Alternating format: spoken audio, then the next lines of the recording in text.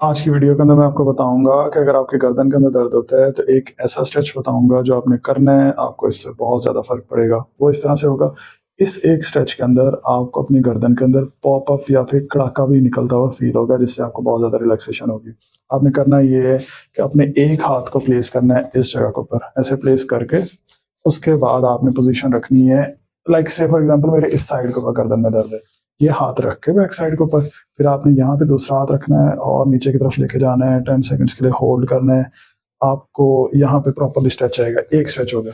इसके साथ ही अगर आपने इस स्ट्रेच को बढ़ाना है, आपने इस तरफ गर्दन को मोड़ना है और अब इंक्रीज़ करना है, तो आपको फ़ील होगा कि प्रॉपर्ली यहाँ पे स्ट्रेचिंग आ रही है। इसी तरह से अगर आपने अपोज़िट साइड के ऊपर करना है, तो आपने इस हाथ को यहाँ पे प्लेस किया और उसके बाद आपने गर्दन को इस साइड के ऊपर मोड़ा, ये स्ट्रेच आया, 10 सेकंड होल्ड किया और इसके बाद आपने इस तरफ को गर्दन को मोड़ा, 10 सेकंड होल्ड किया और नीचे लेके आए। आपको इस तरफ स्ट्रेच फ़ील होगा। सो आपने ये एक्सरसाइज़ करनी है अराउंड से 3 से 4 दफ़ा। आपके गर्दन की दोनों साइडों के मसल्स जो है इनको स्ट्रेचिंग होगी और आपको बहुत अच्छी रिलैक्सेशन होगी।